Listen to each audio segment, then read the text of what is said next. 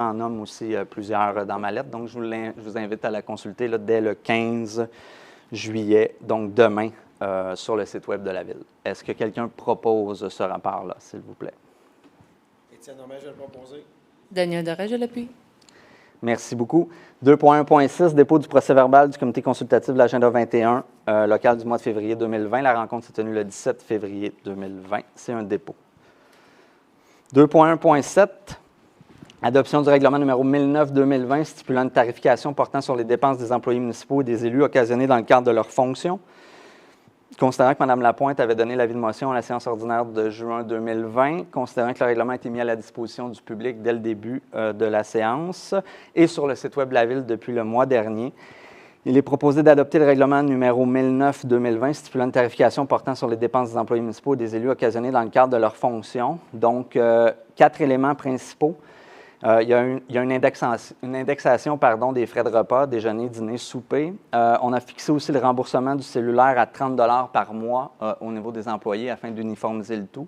Dans le passé, il y avait des tarifs finalement qui étaient remboursés aux employés qui variaient. Donc là, on a uniformisé à 30 $ par mois. On a fixé une marge aussi afin de permettre un hébergement si le transport et le temps passé en transport correspondaient à une dépense plus importante que le fait d'être hébergé, finalement, même si la distance était moins de 75 km. Et on a fixé les délais aussi nécessaires pour avoir droit au remboursement. On a réglé ça à 3 mois. Donc, toute dépense qui est amenée finalement à la trésorerie qui excède le délai de 3 mois ne sera pas remboursée. En proposition, s'il vous plaît. Isabelle Lapointe, je le propose. Denis Beauséjour, je l'appuie. Merci beaucoup. 2.1.8, autorisation de procéder à une demande de subvention dans le cadre du programme Climat Municipalité, phase 2. Donc, considérant que l'aménagement du territoire a notamment un impact déterminant sur le déplacement des personnes, qui est la principale cause des émissions de gaz à effet de serre dans le transport routier. Considérant que la Ville désire agir à la fois sur les émissions de GES et sur l'adaptation au changement climatique. Considérant la possibilité d'obtenir une aide financière dans le cadre du programme Climat Municipalité phase 2, il est proposé d'autoriser la conseillère en planification et optimisation toute autre personne mandatée par cette dernière à présenter une demande de subvention dans le cadre du programme Climat Municipalité phase 2 du ministère de l'Environnement, de la lutte contre les changements climatiques du Québec et d'autoriser la conseillère en planification et optimisation toute autre personne mandatée par cette dernière à signer tous les documents à cet effet. Ce que nous visons comme projet, c'est la location d'un autobus électrique qui serait aménagé à la carte pour permettre un déplacement des activités offertes aux adolescents, notamment sur le territoire.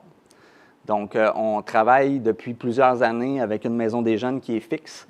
Donc, avec le type d'urbanisme que compose Saint-Colomban, il y a plusieurs quartiers qui se sont développés dans des lieux très, très éloignés l'un de l'autre. Le principe de développer un concept d'autobus électrique aménagé pour les jeunes va nous permettre d'aller rejoindre plus de gens et de développer des activités et de mettre en valeur surtout nos lieux publics. Donc, c'est ça qu'on vise comme projet.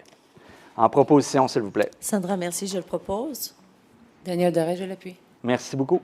Et on souhaite fort que le ministère soit coopératif avec nous dans le développement de ça. 2.2.1, approbation et adoption du procès-verbal de la séance ordinaire du 9 juin 2020. Donc, est-ce que quelqu'un le propose, s'il vous plaît? Daniel Doré, je propose.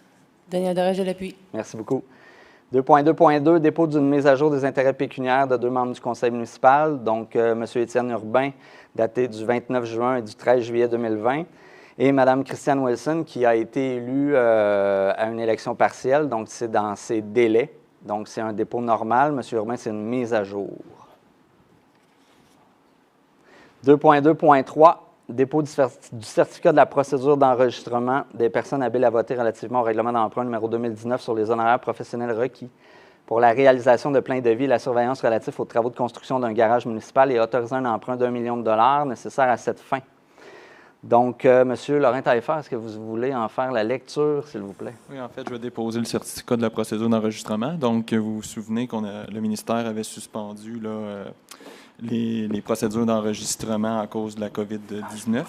Eh bien là, maintenant, on est de retour avec les procédures d'enregistrement. Par contre, ils se font à distance. Donc, c'était la première fois qu'on en tenait un à distance. Donc, on a eu 0 demande. Donc, le règlement 2019 est réputé approuvé par les personnes habiles à voter.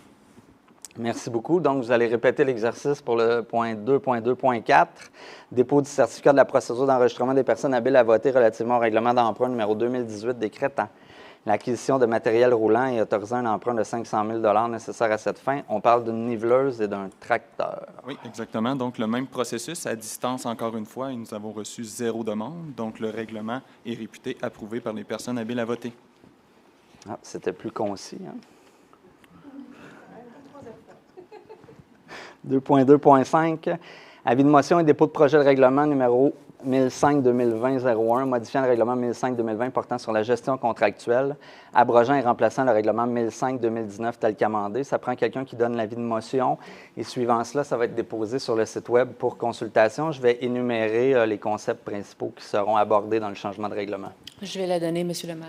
Merci beaucoup. Donc, on va toucher aux procédures d'octroi de contrat de plus de 25 000 On établit les règles d'octroi et les règles à suivre pour les employés. Et on vient jouer aussi dans les procédures d'octroi de contrat pour les contrats de 1 sou à 15 000 2.2.6. Avis de motion et dépôt d'un projet de règlement, règlement numéro 1018-2020-01. Modifiant le règlement 1018-2020, délégation de pouvoir, suivi budgétaire et gestion de la dette.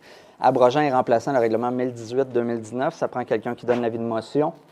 Et je vais expliquer à quoi on s'attaque dans ce règlement-là. Est-ce que quelqu'un donne l'avis de motion, s'il vous plaît? Étienne Normand, je vais vous le donner. Merci beaucoup. Donc, il s'agit de changer les seuils maximums concernant le pouvoir de dépenser des fonctionnaires sans résolution lorsque le tout est prévu dans le budget courant. Donc, pour une dépense qui n'est pas prévue dans le budget, ça continuerait de prendre une résolution selon les montants établis. Et pour toute dépense aussi relative au fonds de parc et terrain de jeu. Le règlement va être mis en ligne dès demain. Et ça fait c'est le suivi un peu d'un changement réglementaire. Normalement, je présentais le règlement lorsqu'on le déposait. Ça s'appelait, en fait, c'était une présentation. Maintenant, on a une obligation de le présenter quand on l'adopte. Donc, je m'impose finalement de vous partager pourquoi on vient jouer dans le règlement. Mais j'ai une obligation de l'expliquer le mois prochain. Donc, je vais juste lancer des pistes, je vous informe dans quel article ou c'est quoi l'intention du changement de règlement et vous allez pouvoir aller le consulter et on le vote en août prochain pour les 2 règlements qui suivaient. Ça a été donné, l'avis de motion? Hein? Oui. Merci. 2.2.7, avis de motion et dépôt du projet de règlement, règlement numéro 1021, décrétant l'annexion d'une partie du territoire de la municipalité du canton de Gore. Ça prend quelqu'un qui donne l'avis de motion, s'il vous plaît. Sandra, merci. Je vais le donner. Merci beaucoup. Donc, il s'agit de 5 lots qui ont toujours été à Gore, mais pour lesquels la Ville de Saint-Colomban a défrayé des services depuis très longtemps. Donc, ce sont 5 lots au bout de la rue des Pionniers. Et bien sûr, ceci se fait par l'entremise d'une entente mutuelle avec la municipalité du canton de Gore. Il n'y a pas de guerre empirique à l'horizon. 2.3.1, approbation de la liste des comptes à payer et autorisation de paiement. Donc, il est proposé d'approuver la liste des comptes à payer au montant de 941 046 et 11 sous en référence au chèque numéro 27 431 à 27 595 et d'autoriser la trésorière ou en son absence la trésorière adjointe à en effectuer les paiements. En proposition, s'il vous plaît. Daniel Doré, je propose. Et en appui. Isabelle Lapointe, je l'appuie. Merci. 2.3.2, dépôt du rapport des dépenses et des paiements autorisés pour la période du 1er au 30 juin. Donc, il s'agit d'un montant de 544 542,26 $. Ça fait référence au chèque numéro 27 338 à 27 430. C'est un dépôt. 2.3.3, dépôt du rapport des états comparatifs au 30 juin 2020. Donc, nous sommes à mi-année. Ça fait état un peu des dépenses et des revenus cumulés en date du 30 juin 2020. Donc, petit fait à noter. Il y a, dans les revenus, ça va très, très bien. Là. On anticipait une diminution des revenus au niveau des droits de mutation immobilière. Ce qu'on a constaté la semaine dernière, c'est qu'il y a une augmentation de 25 % par rapport à ce qui était budgété. Donc, c'était un peu inespéré. On s'attendait à ce qu'il y ait une diminution des montants, alors que là, c'est le contraire. On espère que cette tendance-là va perdurer. C'est des revenus qui, souvent, nous permettent de générer des surplus en fin d'année parce qu'on ne peut pas les anticiper à 100 % étant donné que c'est des transactions à venir. Au niveau des dépenses, la COVID-19 nous a amené à changer notre stratégie en matière de diffusion de l'information, étant donné que les médias locaux avaient vu une diminution de la publicité arriver due à la situation des entreprises. On a décidé de réaffecter les budgets qui était destiné aux Colombanois vers la publicité dans les médias locaux qui faisait état de la diffusion de nos services et de la modification des services que la Ville offrait. Donc, il y a des variations dans ces postes-là. C'est rare, mais je ne suis même pas capable de me lire moi-même. Il y a plusieurs postes au niveau des entretiens des équipements là, qui sont pratiquement au seuil de 100 %. Donc, ça, c'est les faits notables. Et je vous dirais qu'en matière de gestion des dépenses, là, ça s'annonce très bien. Là. Normalement, on est à plusieurs endroits à 50 % étant donné qu'on est à mi-année. À plusieurs endroits, on est à 33, 30 %, 28 % de dépenses. Donc, ça s'annonce bien en matière de gestion de dépenses. Je pense que c'est très facile de penser que la COVID a ralenti l'activité et ça peut nous permettre de croire qu'un surplus pourrait être quand même assez important en fin d'année 2020. Surtout en ce qui concerne les loisirs, là, ça reste à voir. Là. Mais s'il y a un service qui a été affecté en période de pandémie, c'est bien sûr la diffusion des activités offertes à la communauté. On n'a pu absolument presque rien faire. Donc, on anticipe quand même un surplus au niveau de ce titre-là, alors que normalement, c'est un budget qui est assez balancé. 2.3.3, dépôt... pardonnez-moi. 2.3.4, programme d'aide à l'entretien du réseau routier local, considérant que le ministère des Transports du Québec a versé une compensation de 58 329 pour l'entretien du réseau routier local pour l'année civile 2019, considérant que les compensations distribuées à la Ville visent l'entretien courant et préventif des routes locales 1 et 2, ainsi que les éléments des ponts situés sur ces routes, dont la responsabilité incombe à la Ville. Il est proposé d'informer le ministère des Transports du Québec de l'utilisation des compensations visant l'entretien courant et préventif des routes locales 1 et 2, ainsi que les éléments des ponts situés sur ces routes dont la responsabilité incombe à la Ville, conformément aux objectifs du programme d'aide à l'entretien du réseau routier local. Donc, c'est un montant qui est relativement standard d'année en année depuis 1982. En proposition, s'il vous plaît. Étienne Norvège a le proposé. Et en appui. Merci. 2.4.1, dépôt du rapport des ressources humaines pour la période du 29 mai au 30 juin. Donc, ce rapport-là contient toutes les embauches des moniteurs de camp de jour. Donc, il y a plusieurs noms là-dedans. Et il y a 5 autres embauches, 4 qui concernent le service des loisirs, 2 concierges, 2 employés aux loisirs surnuméraires. Et il y a eu 2 démissions au niveau de l'horticulture et au niveau des archives. Ces postes ont été comblés depuis. 2.4.2, fin de la période de probation, capitaine aux opérations. Considérant que par sa résolution numéro 459-12-19, la Ville a procédé à la nomination de M. Maxime Varnatis à titre de capitaine aux opérations initiées à compter du 13 janvier 2020 selon les termes établis par la politique portant sur les conditions de travail offertes aux employés cadres de la Ville. Considérant que conformément à la politique d'évaluation du rendement du personnel cadre de la Ville, M. Varnatis a rencontré les objectifs fixés. Il est proposé de mettre fin à l'approbation de M. Varnatis et de confirmer le statut d'employé cadre permanent. En proposition, s'il vous plaît. Étienne Norvège a l'appuyé. Merci beaucoup. 2.4.3, terminaison d'emploi pour période de probation non concluante, employé 130-037. Considérant le rapport de la directrice générale, il est proposé d'autoriser en date du 14 juillet 2020 la terminaison d'emploi de l'employé numéro 130-037 pour période de probation non concluante. En proposition, s'il vous plaît. Daniel Doré, je propose. Sandra Mercier, je l'appuie. Merci beaucoup. 3.1, dépôt du procès-verbal du comité consultatif d'urbanisme du mois de juin 2020. La rencontre s'est tenue le 16 juin 2020. C'est un dépôt. 3.2, dépôt du rapport semestriel, janvier à juin 2020, des permis de services d'aménagement, d'environnement et d'urbanisme. Donc, je ne sais pas si on a un tableau faisant état de ça. Non. Donc, en matière de valeur, principalement pour les constructions neuves et les rénovations, agrandissements, on suit le même rythme que l'année 2019. Je l'ai peut-être en Excel. Ça va? Oui, je l'ai. Donc, pour l'année 2019, l'année totale, on était en évaluation de construction neuve, par exemple, à 29 620 000 pour l'année complète. Donc, à mi-année, nous en sommes à 14 647 000. Ça, c'est pour la construction neuve. Et ce ratio-là se poursuit au niveau des agrandissements. Donc, nous sommes dans une année, je dirais, normale en matière d'évaluation. Pour le total des 6 mois là, pour construction de maisons neuves, agrandissement, rénovation, accessoires et autres, pour l'année 2019, au total, on avait une estimation des projets déposés dans les demandes de permis de 37 909 000 $. Et pour 2020, en date du 30 juin, nous en sommes à 18 389 000 $. Donc, si on fait x2, ça arrive pratiquement au même chiffre, au même nombre, pardon. Au niveau du nombre de permis, donc pour ceux qui suivent l'actualité municipale, vous savez que nous avons mis en place une redevance sur le développement en janvier 2020. Donc, vous n'avez pas le tableau sous les yeux, mais ça va être mis en ligne sur le site Web dès demain. À la fin, s'il vous plaît. Donc, en janvier, il y a eu une réaction normale des constructeurs. Là. Avant la mise en place de la redevance, le service d'urbanisme a eu à émettre 15 permis de construction neuve avant que la redevance s'applique.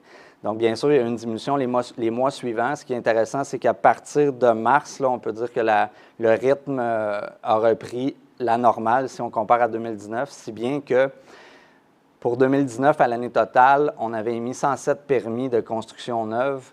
Au 30 juin 2020, nous sommes à 54. Donc, si on fait x2, on tombe à 108. Donc, c'est un point pour dire que la redevance de développement n'a pas permis de ralentir la croissance de construction neuve sur le territoire. On a le même ratio au niveau des unités de logement.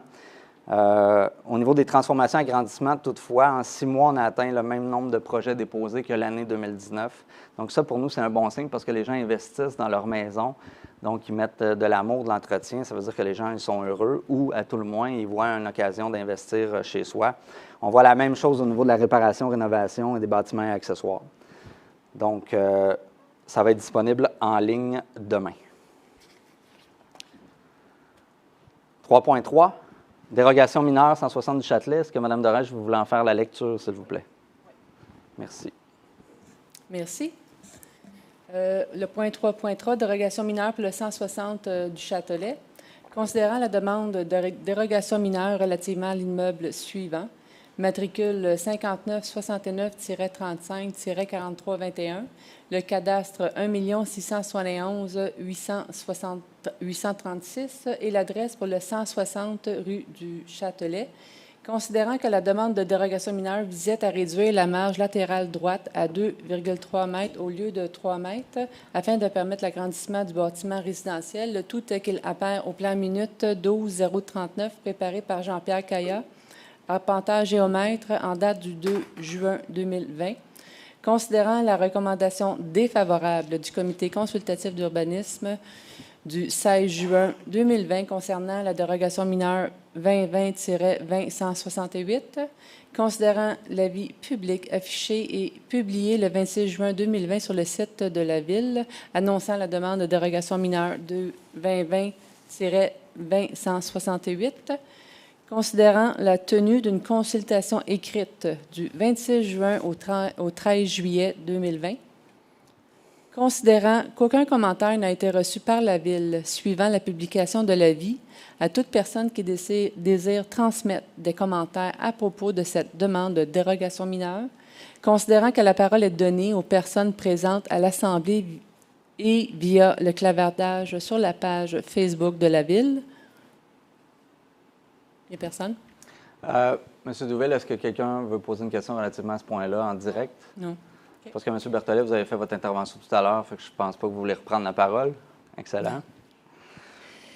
Considérant que le conseil municipal n'est pas lié par la recommandation du CCU, en conséquence, il est demandé d'approuver la dérogation mineure 2020-20-168 telle que demandée. Donc, si je peux un peu vous informer sur la discussion que nous avons eue la semaine prochaine. La semaine passée, oui, parce que la semaine prochaine, on ne peut pas le deviner. En fait, c'est sûr que d'entrée de jeu, c'est pas un élément que le Conseil n'aime pas ça, adopter des dérogations mineures quand c'est pour de la réduction de marge au niveau latéral, avant et arrière. Il faut qu'il y ait des très bonnes raisons. Puis comme vous en avez fait référence, quand nous avons pris connaissance que le fait d'avoir un garage détaché ou un bâtiment accessoire pouvait être à 2 mètres d'une marge latérale, alors qu'un garage attaché, on imposait un 3 mètres, pour nous, ça nous a quand même créé un inconfort en matière d'inéquité dans l'applicabilité d'une marge. Donc, en ce sens-là, je pense que le Conseil, on va le voir, mais à mon avis, ça va être unanime, là. On a tous été sensibles à cette requête-là. Toutefois, vous pouvez vous considérer chanceux parce que le règlement, on s'est engagé à le modifier, puis on va normaliser la distance à 3 mètres. Exactement. Mais en même temps, un non aurait été très difficile à défendre au niveau d'un principe d'équité et de justice, puisque le bâtiment accessoire détaché aurait pu être à 2 mètres. Fait que c'est en ce sens-là, à mon avis, que le Conseil a décidé d'être favorable. Et avant d'en dire trop, je vais amener la proposition, parce que peut-être que les gens ont changé d'avis depuis la semaine dernière, ça me surprendrait. Mais... Donc, en proposition. Daniel Doré, je propose. Et en appui. Danny Beauséjour, je l'appuie. Donc, merci. Comme M. Beauséjour l'a fait, vous avez très bien travaillé. Vous avez su bien exposer parfois des irrégularités au niveau de la réglementation. Ce qu'il faut savoir, hein, tous les règlements d'urbanisme ont été construits à partir d'un canevas 2008-2009. Donc, souvent, ça a été un règlement qui a été travaillé en copie avec des choses qui étaient faites par une firme et donc qui étaient faites dans des villes qui n'étaient peut-être pas nécessairement adaptées aux réalités de Saint-Colomban. C'est pour ça que depuis près de 12 ans, on vient modifier puis on l'adapte. Depuis près d'un an, un petit peu plus d'un an, là, on a un coordonnateur réglementation qui est attitré justement à cette mise à jour-là pour l'adapter à notre territoire.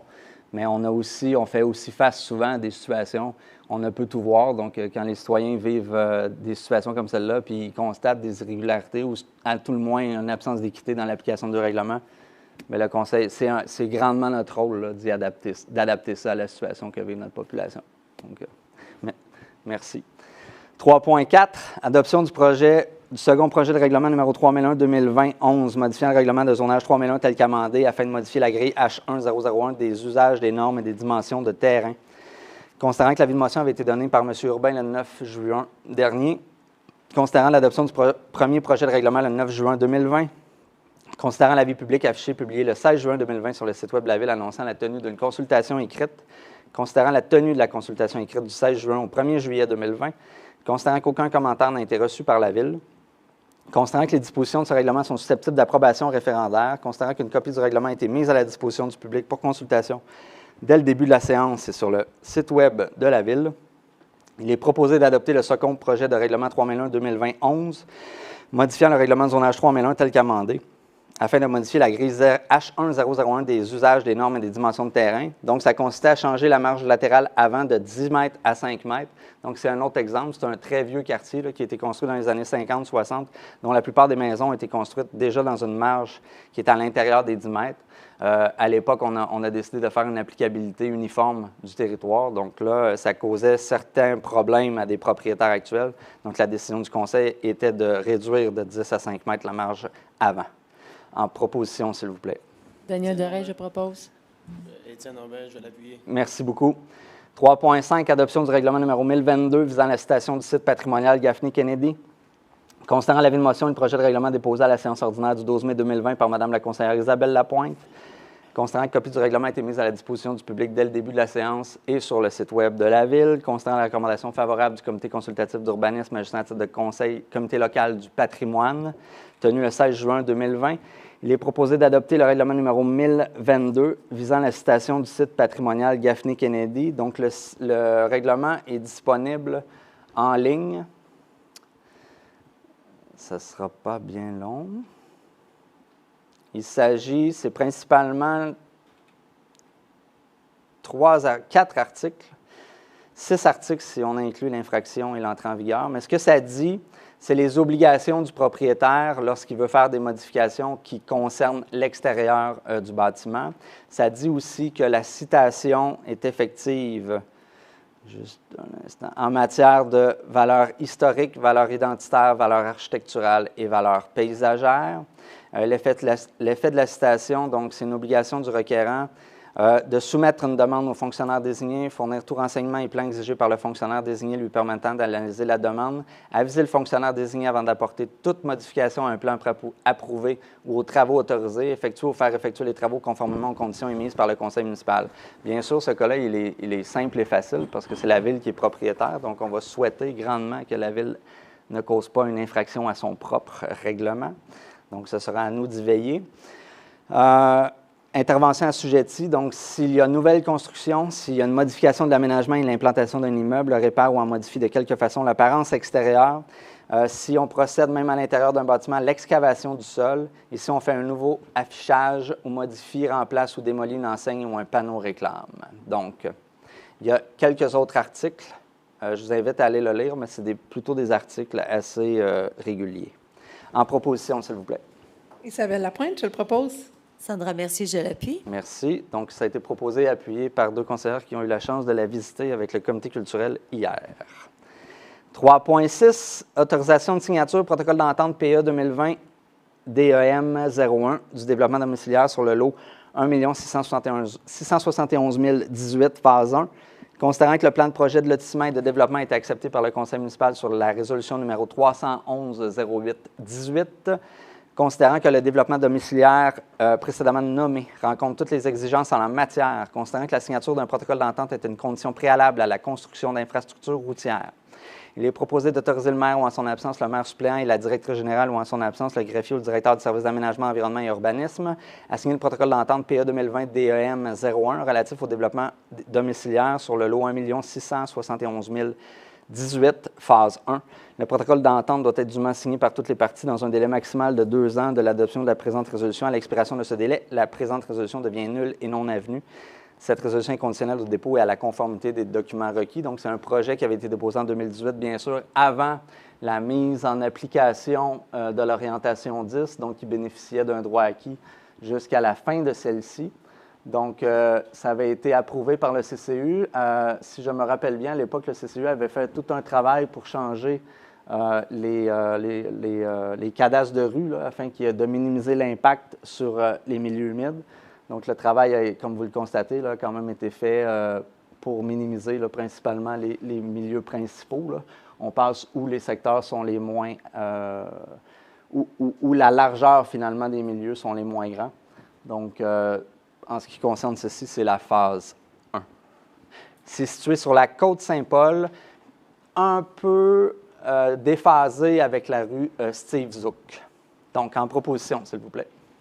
Daniel Doré, je propose. Danny Beauséjour, je l'appuie. Merci beaucoup. 3.7, autorisation de signature, protocole d'entente PA 2020 CELT 01 du développement domiciliaire, prolongement de la rue des Celtes, phase 1. Considérant que le développement domiciliaire, prolongement de la rue des Celtes, phase 1, rencontre toutes les exigences en la matière, considérant que la signature d'un protocole d'entente est une condition préalable à la construction d'infrastructures routières, il est proposé d'autoriser le maire ou en son absence le maire suppléant, la directrice générale ou en son absence le greffier ou le directeur du service d'aménagement, environnement et urbanisme à signer le protocole d'entente précédemment nommé relativement au développement domiciliaire, prolongement de la rue des Celtes, phase 1. Le protocole d'entente doit être dûment signé par toutes les parties dans un délai maximal de 2 ans de l'adoption de la présente résolution. À l'expiration de ce délai, la présente résolution devient nulle et non avenue. Cette résolution est conditionnelle au dépôt et à la conformité des documents requis. Est-ce que, Mathieu, nous avons un plan image? Donc, c'est vraiment un bouclage de rue, là, dans un secteur, encore une fois, qui avait été approuvé préalablement à l'entrée en vigueur de l'orientation 10. Là, il s'agit là, de principalement 5 ou 6 terrains. Là. Je crois qu'il y en avait déjà une existante, ou peut-être pas. Donc, c'est le bout de la rue des Salles qui vient rejoindre le bout de la rue Lancelot. Dans le secteur, autrefois, c'est le quartier nature, qui s'appelait autrefois le projet Excalibur. De là, les noms de rues un peu médiévaux. Donc, c'est un projet, finalement, qui va aider une meilleure fluidité des services offerts par la Ville, là, notamment les collectes de matières résiduelles et du déneigement. En proposition, s'il vous plaît. Sandra Mercier, je le propose. Daniel Doré, je l'appuie. Merci beaucoup. 3.8. Première acceptation des travaux et libération partielle de la garantie financière du projet domiciliaire Le Sentier Boisé du Village, phase 2. Protocole d'entente PA 2020 VIL 02. Considérant le dépôt du rapport favorable de M. Yann Lamontagne, ingénieur du service des travaux publics, daté du 5 juin 2020, qui spécifie que les travaux relatifs aux infrastructures du projet domiciliaire Le Sentier boisé du village phase 2 ont été complétés et répondent aux exigences du règlement 245-2014, tel qu'amendé par la Ville. Considérant que la garantie financière initiale est d'un 1 138 252,50 $, considérant qu'il y a lieu de procéder à la libération d'une partie de la garantie financière, soit un montant de 813 816,05 $, considérant qu'il y a lieu de conserver un montant de 324 436,45 $ afin de garantir les travaux de pavage, les accotements et l'ensemencement des fossés et du bassin. Il est proposé d'accepter les 10 travaux et ce conformément à l'article 9 du protocole d'entente intervenu entre le titulaire et la Ville et d'autoriser le maire ou en son absence le maire suppléant et la trésorière ou en son absence la trésorière adjointe à procéder à la libération de la garantie bancaire portant le numéro 876 au montant d'1 138 252,50 $, le tout conditionnement à ce que le titulaire du protocole d'entente ait versé à la Ville une garantie financière au montant de 324 436,45 $. En proposition, s'il vous plaît. Daniel Doré, je vais proposer. Et en appui. Isabelle Lapointe, je l'appuie. Merci beaucoup. 3.9. Affectation de la réserve financière pour l'intégration des nouveaux systèmes de filtration et de mesure aux aqueducs Félan et La Rochelle. Considérant que des travaux de programmation sur les systèmes de télémétrie des installations de production et de distribution d'eau potable pour les réseaux d'aqueducs Félan et La Rochelle sont nécessaires, considérant que les travaux consistent à l'intégration de nouveaux systèmes de filtration et de mesure de qualité, considérant que le coût des travaux est de 16 335 $ excluant les taxes applicables, il est proposé d'affecter aux revenus de l'exercice une somme de 17 149,71 $ excluant les taxes applicables provenant du surplus affecté à la réserve financière de l'entretien des aqueducs et d'imputer la dépense aux activités de fonctionnement au code budgétaire 02 412 00 526. Donc, cette réserve-là est payée seulement par les propriétaires de maisons qui sont desservis par l'aqueduc. Donc, il est constitué une réserve financière, justement, lorsqu'il y a des dépenses qui concernent uniquement ces maisons-là. Donc là, ce qu'on propose, c'est d'affecter donc un transfert budgétaire afin de payer cette dépense-là. En proposition, s'il vous plaît. Étienne Normand, je vais le proposer.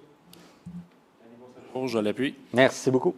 Est-ce qu'on pourrait expliquer un petit peu ça va être quoi l'amélioration qui va être faite aux différents aqueducs, là, techniquement, là, pour la qualité de l'eau des citoyens? En fait, c'est une mise à jour, c'est une intégration au réseau Internet et c'est une mise à jour. J'en ai discuté aujourd'hui, mais on a bifurqué sur la télémétrie en général, donc ça se peut que je mélange les choses. On voit traitement UV? Non, en fait, non. Analysateur de chlore, température, pH, turbidité? En fait c'est une mise à jour de la télémétrie en fonction des nouvelles technologies qu'on a intégrées dans les réseaux d'aqueduc. Donc, la télémétrie va lire finalement les données plus efficacement liées à la technologie du traitement UV puis du traitement au sable vert que nous avons intégré l'an dernier. Donc, c'est ça qu'il y en est. Est-ce que ça répond à votre question, M. Beauséjour? C'est plus pour informer les citoyens de savoir comment ça va améliorer la qualité de l'eau. En fait, ça n'améliore pas la qualité d'eau. Ça nous permet d'avoir des meilleures lectures et d'y apporter des interventions plus efficaces et plus rapidement. 3.10. Octroi de contrat, service professionnel pour la réalisation d'une étude de faisabilité pour la construction d'un égout sanitaire dans le périmètre urbain. Donc, c'est un point que nous ramenons puisque lorsque nous étions allés par invitation, nous n'avions pas reçu de soumission. Donc, là, ce qu'on a fait, c'est que nous sommes allés en appel d'offres public. Donc, considérant que le résultat de l'évaluation des soumissions par le comité de sélection du 9 juillet 2020 est le suivant. Chelex Groupe Conseil Incorporé, 89,50 en termes de pointage. Laurentide Expert Conseil Incorporé, 52,60. Stantec Expert Conseil Limité, 50,65. Aviso Expert Conseil Incorporé, 49,85. Considérant la recommandation du comité de sélection, il est proposé d'octroyer le contrat à l'entreprise Chelex Groupe Conseil Incorporé, et ce, conformément à leur soumission datée du 7 juillet 2020, au montant de 23 450 $, excluant les taxes applicables, et d'imputer cette dépense aux activités d'investissement au code budgétaire 22 415 00 721. Projet 2020-12. En proposition, s'il vous plaît. Daniel Doré, je vais proposer. Isabelle Lapointe, je l'appuie. Merci beaucoup. 4.1. Octroi de contrat service professionnel pour la construction d'un garage municipal TPSP 2019-330. Considérant que nous avons procédé à un appel d'offres public pour les services professionnels, considérant que le résultat de l'évaluation des soumissions par le comité de sélection du 13 juillet 2020 est le suivant. Consortium Hébert-Zurita Danny Smith Architectes Incorporé et MDTP Atelier Architecture Incorporé, 77,76 points. TLA Architectes Incorporé, 76,21. Consortium Guillaume Pelletier Architectes et Delors et Brochu Architectes Société en nom collectif, 74,76. Jean Damcourt Architectes, 69,19.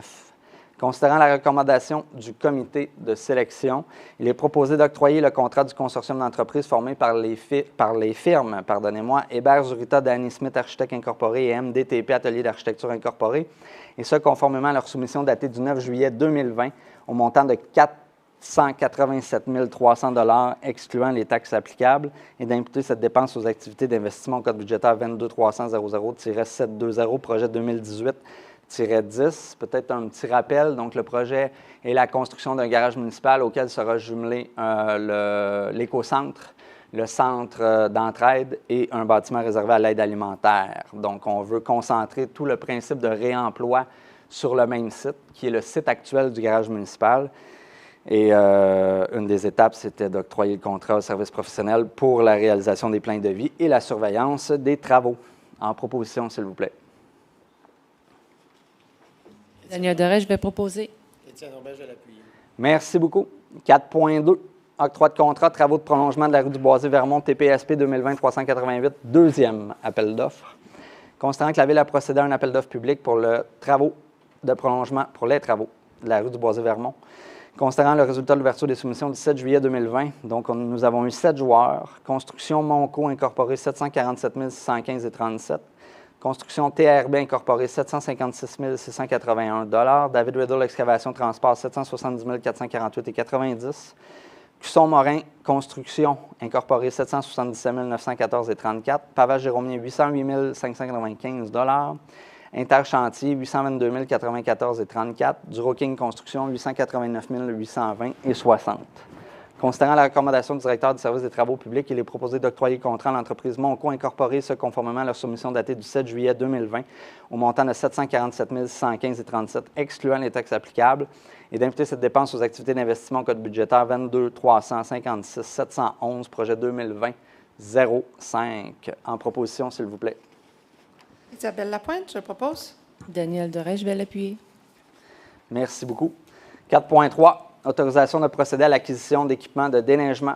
Donc, il est proposé d'autoriser le directeur du service des travaux publics ou toute autre personne mandatée par ce dernier à entreprendre le processus d'appel d'offres relativement à l'acquisition d'équipements de déneigement TPSP 2020-391 et d'autoriser le directeur du service des travaux publics ou toute autre personne mandatée par ce dernier à entreprendre le processus de recherche de prix pour l'acquisition d'un Ford 150 TPDP 2020-393. En proposition, s'il vous plaît. Isabelle Lapointe, je propose. Daniel Doré, je l'appuie. Merci. Ceci fait suite à la volonté de la Ville de Saint-Colomban de prendre en charge un des secteurs du déneigement de la Ville de Saint-Colomban. Donc, c'est le secteur nord, là, tout ce qui concerne le nord de la montée de l'Église à partir de la Côte-Saint-Paul. Donc, on estime qu'on va faire des économies si on le prend en charge plutôt que de l'offrir au privé. 6.1. Octroi de contrat, plan de déplacement actif pour 6 parcs municipaux. Considérant que la Ville désire promouvoir les déplacements actifs dans les zones d'intérêt et de loisirs sur son territoire tout en priorisant la sécurité à pied et à vélo, considérant que l'organisme Nature Action Québec a réalisé des mandats pour la Ville et que cette dernière possède déjà des informations pertinentes pour réaliser un plan de déplacement actif pour certains parcs municipaux, considérant l'article 24.2b du règlement 1005-2020 portant sur la gestion contractuelle abrogeant et remplaçant le règlement 1005-2019 tel qu'amendé, considérant la recommandation du directeur général adjoint, il est proposé d'octroyer le contrat auprès de l'organisme Nature Action Québec Incorporé au coût de 10 496 $, excluant les taxes applicables, et ce, conformément à leur offre de prix datée du 11 mars 2020, et d'imputer cette dépense aux activités de fonctionnement au code budgétaire 02 701 50 411. En proposition, s'il vous plaît. Sandra Mercier, je le propose. Denis Beauséjour, je l'appuie. Merci. 6.2. Octroi de contrat, rapport sur les principales mesures d'atténuation de la circulation dans un contexte de mise en valeur des transports actifs. Considérant que la Ville désire procéder à des aménagements adaptés au milieu afin de mettre de l'avant le transport actif et d'en assurer la sécurité, considérant que l'organisme Nature Action Québec a réalisé des mandats pour la Ville et que cette dernière possède des informations pertinentes pour réaliser une étude d'atténuation de la circulation, Considérant l'article 24.2b du règlement 1005-2020 portant sur la gestion contractuelle abrogeant et remplaçant le règlement 1005-2019 tel qu'amendé, considérant la recommandation du directeur général adjoint, il est proposé d'octroyer le contrat auprès de l'organisme Nature Action Québec au coût de 10 292 $ excluant les taxes applicables, et ce, conformément à leur offre de prix datée du 11 mars 2020, que le programme de soutien aux municipalités en prévention de la criminalité 2019-2022 accorde à la Ville une subvention couvrant 100 % des frais de l'étude préparée par Nature Action Québec Incorporée et d'imputer cette dépense aux activités de fonctionnement au code budgétaire 02 320 00 411. Donc, vous comprenez que cette étude-là est subventionnée à 100 % En proposition, s'il vous plaît. Sandra Mercier, je le propose. Étienne Aubin, je l'appuie. Merci. 6.3, octroi de contrat, réparation de l'appel Kubota 2015. Considérant que la Ville doit procéder à la réparation du moteur de l'appel Kubota 2015, considérant que les entretiens réguliers sont effectués par l'entreprise Centre Kubota des Laurentides, considérant l'article 24.2b du règlement 1005-2020 portant sur la gestion contractuelle abrogeant et remplaçant le règlement 1005-2019 tel qu'amendé, considérant l'estimation des coûts de la réparation préparée par l'entreprise Centre Kubota des Laurentides, il est proposé d'octroyer contrat relatif à la réparation du moteur de l'appel Kubota 2015 à l'entreprise Centre Kubota des Laurentides au montant de 11 030 $ et 33 sous, excluant les taxes applicables, et d'imputer cette dépense aux activités de fonctionnement au code budgétaire 02 701 50 526. Donc, c'est son moteur qui a rendu l'âme. En proposition, s'il vous plaît. Étienne Aubin, je le propose. Et en appui. Danny Beauséjour, je l'appuie. Merci. 6.4, autorisation de procéder à une demande de subvention dans le cadre du programme d'aide financière aux festivals et aux événements touristiques. Considérant la volonté de la Ville de Saint-Colomban de continuer son marché de Noël et d'en faire accroître sa popularité. Considérant l'opportunité d'obtenir une aide financière dans le cadre d'une aide financière aux festivals et aux événements touristiques. Il est proposé d'autoriser le directeur du service des sports, loisirs et vie communautaire ou toute autre personne mandatée par ce dernier à présenter une demande de subvention dans le cadre du programme d'aide financière aux festivals et aux événements touristiques du ministère du Tourisme du gouvernement du Québec et d'autoriser le directeur du service des sports, des loisirs et de la vie communautaire ou toute autre personne mandatée par ce dernier à signer tous les documents à cet effet. En proposition, s'il vous plaît. Sandra Mercier, je le propose. Et en appui. Étienne Aubin, je l'appuie. Merci. Nous sommes rendus au service de la bibliothèque. 7.1. Autorisation de procéder à une demande de subvention dans le cadre de l'appel de projet soutien au rayonnement numérique. Considérant que la Ville de Saint-Colomban souhaite diffuser ses manifestations et contenus culturels en ligne et permettre aux citoyens d'expérimenter de nouvelles approches et des formats différents. Considérant la possibilité d'obtenir une aide financière dans le cadre de l'appel de projet soutien au rayonnement numérique, il est proposé d'autoriser la directrice du service de la bibliothèque ou toute autre personne mandatée par cette dernière à présenter une demande de subvention dans le cadre du programme d'appel de projet soutien au rayonnement numérique du ministère de la Culture, des Communications et du Québec et d'autoriser la directrice du service de la bibliothèque ou toute autre personne mandatée par cette dernière à signer tous les documents à cet effet. En proposition, s'il vous plaît. Danny Beauséjour, je le propose. Isabelle Lapointe, je l'appuie. Merci beaucoup. 7.2, octroi de contrat, fourniture, livraison et installation de mobilier pour la bibliothèque municipale. Considérant que la Ville désire faire l'acquisition de mobilier pour la bibliothèque municipale dans le cadre du réaménagement de l'espace d'accueil de la bibliothèque municipale, considérant que la directrice de la bibliothèque a effectué une recherche de prix auprès des entreprises suivantes. Concept Bureau Incorporé, Équipement de bureau Robert Légaré Limité, Amster, Équipement de bureau Joliette Incorporé, et considérant que le résultat de la recherche de prix est le suivant. Équipement de bureau Joliette Incorporé, 3 129 $. Concept Bureau Incorporé, 3 833 $. Équipement de bureau Robert Légaré, 3 919,24 $. Considérant la recommandation de la directrice de la bibliothèque, bien sûr, il est proposé d'octroyer le contrat à l'entreprise d'équipement de bureau Joliette au montant de 3 129 $, excluant les taxes applicables et ce conformément à leur offre de prix datée du 4 juin 2020 et d'imputer cette dépense aux activités d'investissement au code budgétaire 22 700 00 710 projet 2020-08, financé par le fonds de roulement et remboursable sur une période de 1 an. En proposition. Sandra Mercier, je le propose. Et en appui. Isabelle Lapointe, je l'appuie. Merci. Donc, ça fait le tour des points que nous avions à l'ordre du jour. Il ne reste que la période de questions. Donc, par respect pour les gens qui se sont déplacés, vous aurez la priorité sur les questions posées en ligne. Est-ce qu'il y en a, Mathieu? Oui, absolument. D'accord. Oui, vous vous présentez au micro pour le bénéfice des gens afin qu'ils entendent votre question. Puis la parole est à vous. Bonjour, Mme Sévigny. Ah, c'est pour favoriser... C'est pour favoriser l'acoustique, Mme Sévigny. Merci. Merci. Merci. Bonsoir, mon nom c'est Martin. Moi, la question... Seulement indiquer la rue où vous habitez. 155 rue Louise, Saint-Colomban. Merci. Ma question, c'est... Tu en as parlé brièvement tantôt, je sais pas, le 5 000 quelques de redevance pour la construction. Oui. Moi, je demeure à Saint-Colomban, puis là, ils me disent ça. Là, c'est quoi cette affaire-là? Là? Je n'ai jamais entendu ça nulle part, puis là, je voulais savoir c'est quoi au juste. Parce que vous cherchez à construire une nouvelle maison? Oui, je vais me reconstruire. Ça fait 2 que je fais à Saint-Colomban. Partout où j'ai été dans mes domaines, il faut que je paye mes infras, je paye mes taxes. Puis là, il faudrait que je repaye un 6 000 parce que je vais redéménager. Je vais repayer une taxe de bienvenue. Il y a un peu de misère, là. Tu sais, un 2 000, je comprends, 6 000. En fait, depuis, je dirais, 1 an, on a travaillé sur l'élaboration d'un règlement. On l'a présenté en janvier. On l'a présenté en décembre et on l'a adopté en janvier. Donc, c'est le principe d'un coût relatif à l'implantation d'une nouvelle construction sur le territoire. C'est un pouvoir qui a été amélioré dans la loi sur l'aménagement et l'urbanisme du Québec, donc qui permet l'établissement d'une redevance.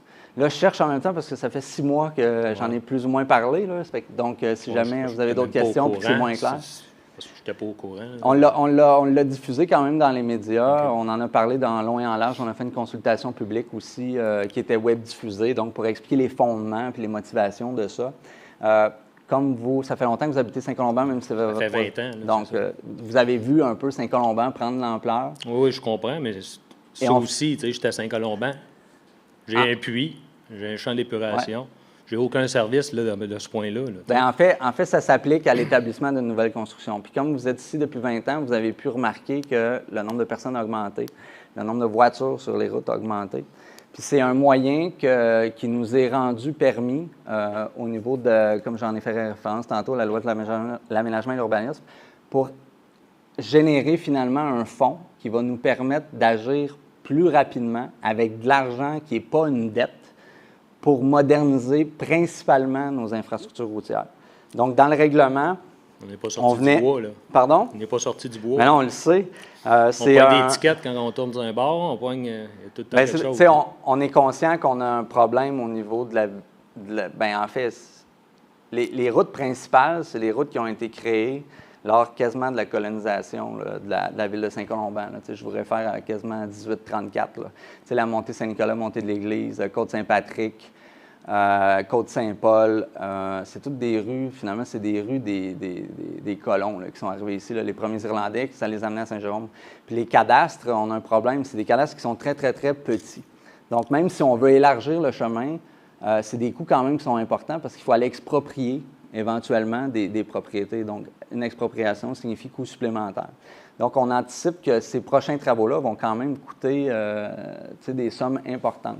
Donc, la mesure des redevances vient finalement générer des fonds disponibles qu'on n'a pas besoin d'emprunter avec des taux d'intérêt. Puis, c'est une mesure qui va faciliter sans dire une diminution de la dette, là, mais ça va nous aider à trouver de l'argent autrement que de s'endetter. Oui, je comprends. Ça, c'est évalué à 19 % des investissements totaux qu'on a budgétés. Dans le règlement qui est disponible en ligne, on avait l'obligation de lister les projets qu'on comptait faire avec l'argent qu'on cumulait. Donc, le 6 000 a été calculé en fonction de la proportion, du montant total des infrastructures puis de la proportion que les nouvelles constructions auraient comme impact sur ces projets-là en matière de croissance de population. Ouais, ça me semble que c'est élevé. Parce que moi, mettons, là, je veux vendre 6 000 là, je vais voir Saint-Hippolyte, je ne paierai pas ça. Sainte-Sophie, là, c'est ça que j'aime bien Saint-Colomban, mais à un moment donné, ça pèse en balance un peu. Là. Je trouve que c'est un peu élevé. Il faudrait que vous regardiez ça. Là, tout l'établissement du prix qui a été fixé, là, du montant là, de la redevance, on a eu différents scénarios. Vous comprendrez que plus on ajoutait des modifications à faire sur le territoire, mais plus la facture totale potentielle augmentait. Puis là, il fallait le diviser par le nombre d'unités prévues dans la croissance. Donc, le nombre de constructions de maisons neuves qu'on prévoyait, c'est quoi l'année, M. Laurent-Taillefer? C'est 2030, 2035? Dans les années 2030, c'est environ sur 10 ans qu'on l'a planifié, là, le nombre d'habitations. Donc, il fallait calculer le nombre de nouvelles habitations prévues, puis il fallait diviser ça en fonction des montants. Puis là, ça nous permettait d'arriver à 6 000. Mais dans l'établissement de ce règlement-là, là, ça a monté jusqu'à 8 500. On a rencontré des gens, on a pris en considération les questions à l'époque, puis on l'a diminué à 5 994, si je me rappelle bien. Puis ça, c'est vraiment un fonds d'investissement là, qui va servir à des projets très, très, très concrets que vous allez pouvoir constater sur le territoire. Ah, parfait. Je veux savoir ça. Merci Mais beaucoup. à titre informatif, je sais pertinemment qu'il y a d'autres villes actuellement. On a été les premiers là, à mettre en place, avec cette structure de réglementaire-là, là, on a été les premiers à mettre cette redevance-là au Québec. Mais je sais qu'à Bromont, il y a en ligne le projet de règlement pour août-septembre. Je sais qu'il y a d'autres villes autour qui le considèrent. Donc, tranquillement, c'est une mesure qui va apparaître. Ça fait longtemps que ce type de redevance-là existe en Ontario, par exemple. Parfait. Merci. Merci beaucoup. Monsieur Douville, les questions en ligne maintenant. Alors, bonsoir. Première question. Pierre-Olivier Lemieux, rue de l'Épée. Que se passe-t-il avec la fontaine sur le coin de la rue Marc-André et Saint-Nicolas? Merci. Je sais que la semaine dernière, l'espèce de plate-bande était dans un état lamentable. Je crois comprendre qu'il y a eu des améliorations pas plus tard qu'hier. Donc, je ne sais pas si la question a été posée en direct? Oui. OK. Donc là, la première étape, c'était de faire un nettoyage, de faire un désherbage. Et là, on va remettre à jour le projet avec la fontaine dans les prochaines semaines. On a embauché une nouvelle ressource. Elle est rentrée hier. Donc, à ce titre-là, là, elle prend ses aises, puis tranquillement, on va y mettre des projets dans les mains. Ça va en faire partie. J'espère que ça répond à la question. J'espère. Deuxième question, Mme Chantal Ranger, dans le coin de La Rochelle-Pérideau. À quand un meilleur système électrique? L'électricité saute souvent, semblerait-il, dans ce secteur-là. C'est une question qu'il faudrait poser davantage à Hydro-Québec. Je sais que la direction générale avait eu une rencontre avec Hydro-Québec. Je ne pense pas que ceci était à l'ordre du jour.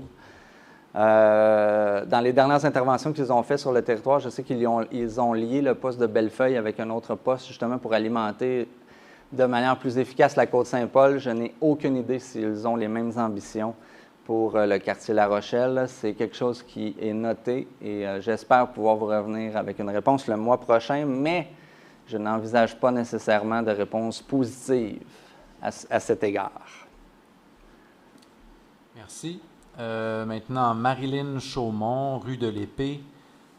J'y vais textuellement. Une députée m'a indiqué qu'il y aurait des projets futurs qui allaient faire le lien de la rue des Celtes et Albert-Raymond. Est-ce un projet qui va être pour bientôt? On parle du projet probablement de la rue Normand. Donc, c'est dans les mains du promoteur du projet. Donc, toutefois, il bénéficie d'un droit acquis parce que le plan image a été déposé avant septembre 2018. Donc, la destinée de ce projet-là ne nous appartient pas. Ça dépend de la volonté du promoteur de réaliser le projet. Une autre question de la même personne. Alors, vous êtes venu creuser des fossés sur la rue de l'Épée et Marc-André pour l'écoulement de l'eau. Or, les fossés sont extrêmement profonds maintenant et très près de la rue. C'est dangereux pour une voiture ou un enfant de tomber. Avez-vous prévu rendre le tout plus sécuritaire? À la question, est-ce que c'est prévu? Assurément non, parce que s'il fallait protéger tous les fossés sur le territoire qui sont d'une profondeur qu'une personne pourrait être jugée dangereuse, nous n'en sortirions pas. Certainement, ces fossés-là sont issus du projet Quartier Nature. Ce que nous avons fait, c'est que nous avons régulé finalement la gestion des fossés dans les nouveaux projets. Je pense qu'à la base, ce projet-là avait été enroché dans les fossés, donc c'est une pratique qui ne se fait plus aujourd'hui, assurément. Mais en matière d'intervention directe, ce n'était pas à l'agenda et je vous invite à contacter votre conseillère municipale, Mme Mercier, pour l'inviter à visiter le tout et Mme Mercier fera un rapport au conseil à cet égard. Merci. Maintenant, Pierre Leguet, rue Bonnybrook. D'autres berges de Caucase vues sur la rue Marc-André, section La Jeunesse. Est-ce qu'il y a une autre demande de fait pour remédier à la situation? Si elle n'est pas faite, elle a bien été entendue. Elle est déjà faite? Donc, M. Urbain m'indique que c'est déjà fait, Mme Mercier aussi. Donc, sinon, ça a été entendu ce soir et je suis convaincu que la directrice générale a pris bonne note. Monsieur le maire, oui. C'est supposé se faire avant le 24 juillet. Il va y avoir une firme engagée par la Ville pour que les travaux d'arrachage soient faits. Donc, ne le faites pas vous-même parce que vous risquez de vous blesser ou de vous brûler avec ces plantes. Ça va vraiment être arraché vraiment à partir de la racine. Donc, ça va être fait par une firme. Merci. Peut-être en complément d'information, ce que Mme Stéphanie Legault, inspectrice en environnement, mentionnait la semaine dernière, c'est qu'il y a eu des travaux effectués sur un ponceau, je crois, l'année dernière. Puis l'hypothèse, c'est que ça a rebrassé du sol, donc ça a remis en surface des semences qui avaient peut-être été enfouies avec le temps. Donc, c'est ce qui a permis une resurgence de la berge du Caucase à cet endroit-là. Problème qu'on avait éradiqué, je crois, en 2017. Donc là, en brassant le sol, on croit qu'il y a des semences qui ont été remises finalement pratiquement à la surface, donc qui ont facilité la germination. Maintenant, Guillaume Pronovo, Montée de l'Église. À combien de temps la mesure rétroactive pour les employés surnuméraires remontera? Remonterait plutôt. Est-ce que vous avez la réponse, Mme Parent? Moi, je ne me rappelle pas avoir entendu ce détail-là. On va vérifier. Je m'engage à revenir en août pour donner une réponse à tout le monde. J'ai une deuxième question aussi. Est-ce que ça inclut les employés qui ne sont plus à l'emploi de la Ville? Est-ce que c'est le cas? Oui. Donc, dans la période rétroactive applicable, ça inclurait. Ça va être vérifié aussi. Mais, OK. OK. C'est bon. Monsieur Philippe Coursol, sur la rue Bédard. Bonsoir. Nous avons de gros problèmes de puits communs sur la rue Bédard. Y a-t-il un plan en place pour rétablir la situation? Oui, il y a un plan en place. Malheureusement, ce serait mal avisé de vous en informer puisque c'est une stratégie qui est encore interne et qui demande négociation ultérieure avec le prolongement de la rue. Une question maintenant de M. Yvon Bélanger de la rue Lancelot. À quoi vont servir les surplus réalisés en 2019? Normalement, ça va dans un surplus. Donc, on le constate. Ça s'ajoute au surplus non affecté. À la Ville de Saint-Colomban, nous avons un règlement qui nous empêche d'avoir accès à la totalité du surplus.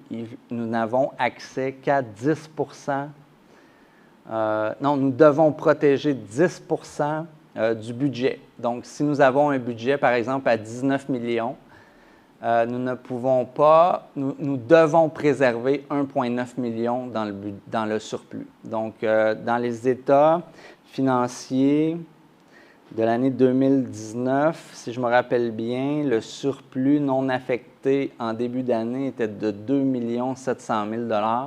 Donc, vous pouvez y ajouter le 454 000 $. Mais là, il est ajouté à l'exercice en cours. Donc, il va être applicable, je crois, l'an prochain. Ce qui nous serait disponible dans notre pouvoir de dépenser, donc, ce serait 2 700 000 moins 1,9 million. Donc, il y aurait seulement 800 000 qui pourraient servir à la réalisation de projets.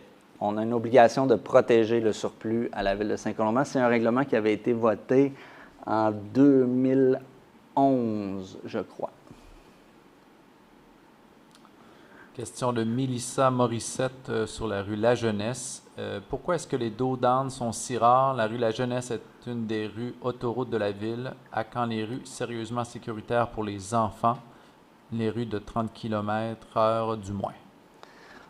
Il y a un processus dans la volonté de faire poser une base de ralentissement temporaire. Il y a une politique, donc il y a un travail citoyen certain à faire sur la rue. Donc, vous devez sensibiliser les personnes. Je ne crois pas que ce soit un problème de bosse de ralentissement sur la rue La Jeunesse. C'est plutôt un problème de respect de la vitesse. Donc, c'est une rue qui a vu sa circulation augmenter, qui certainement méritera d'être analysée dans l'avenir. Donc, si je me ramène concrètement à la demande d'une bosse de ralentissement, il faut que ce soit accompagné d'une pétition qui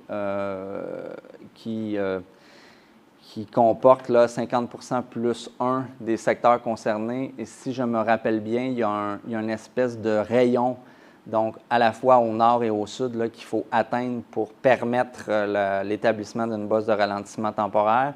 Ceci dit, depuis l'année dernière, la Ville de Saint-Colomban et le conseil actuel a changé un peu sa stratégie en établissant ou en faisant réaliser des bosses de ralentissement permanentes. Il y en a eu 5 l'an dernier, 5.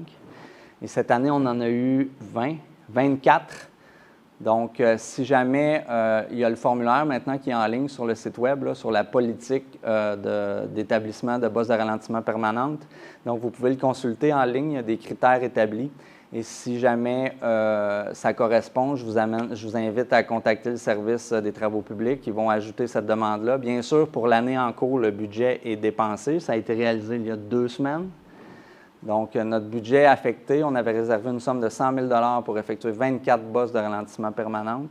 Donc, l'an prochain, ce sera une discussion à avoir avec le Conseil sur quel budget on établit pour la réalisation de bosses de ralentissement permanentes supplémentaires.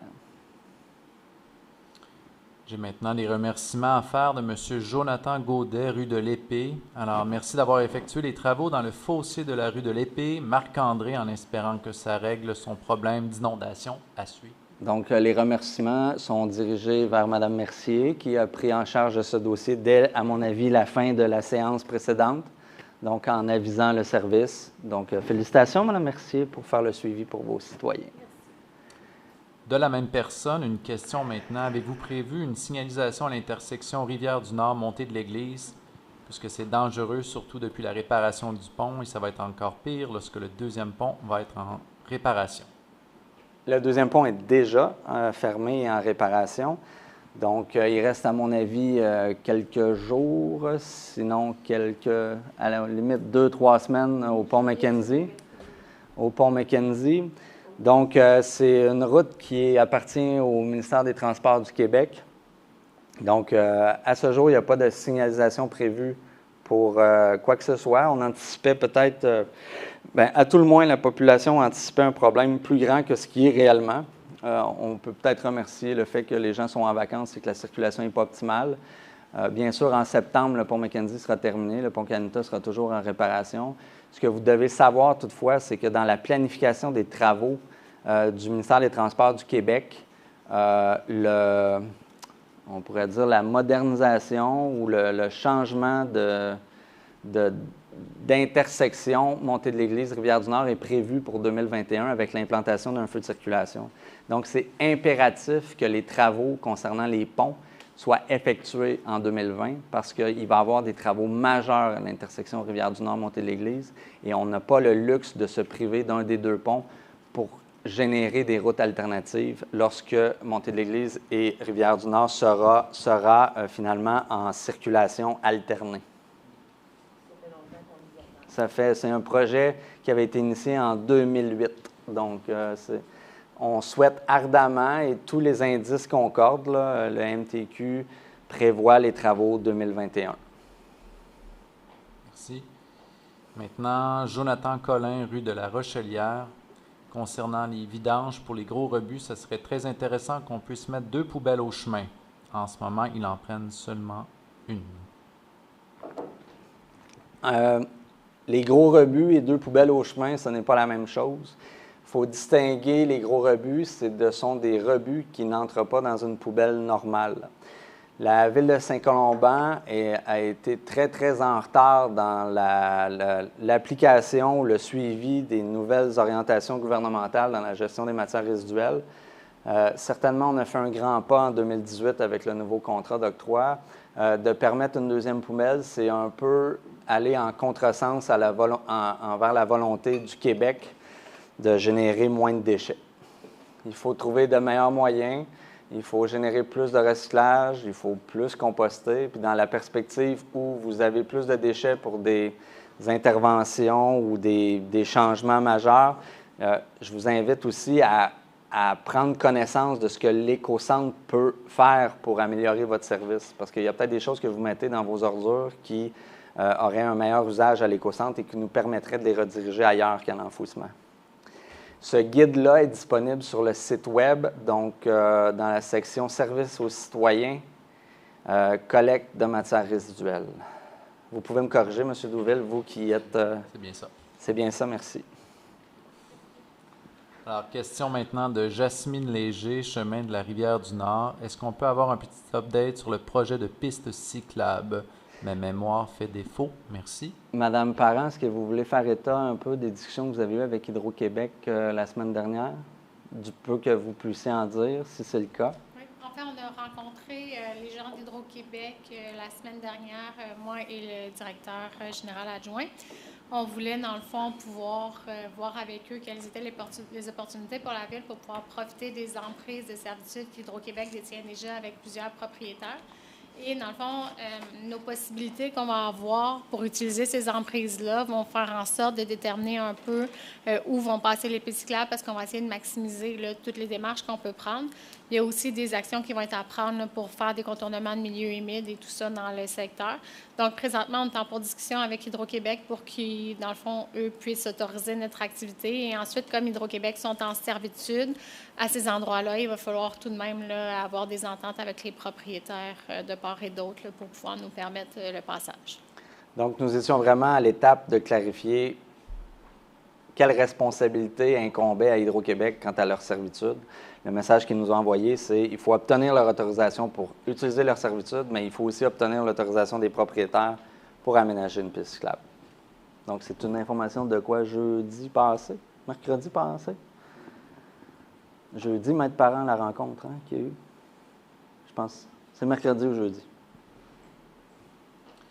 Dernière question, M. Steve Saint-Onge, montée de l'Église. Pour les fossés, quand vont-ils refaire le fossé en face de chez moi, le 158, qui devait être fait depuis au moins un mois, car le MTQ a fait des travaux d'urgence cet hiver et il y a plein de terre partout? Donc, je comprends que c'est probablement de compétence provinciale. Donc, j'inviterai M. Saint-Onge à communiquer avec le MTQ et Mme Parent, est-ce que vous... On va noter aussi le fait d'ajouter ça à nos correspondances avec le MTQ. Répétez l'adresse peut-être, Mathieu, 160? Oui, c'est le 158. 158. Montée de l'Église. Merci. Voilà, ça fait le tour des questions. Merci. Moi, j'aurais une réponse à ajouter, M. le maire. S'il vous plaît. En fait, concernant les surnuméraires, l'entrée en vigueur est le 1er janvier 2019, et donc les gens qui ont travaillé après cette période-là sont touchés. Est-ce que c'est bien clair pour tout le monde? Oui. Donc, la rétroactivité est effective à partir du 1er janvier 2019.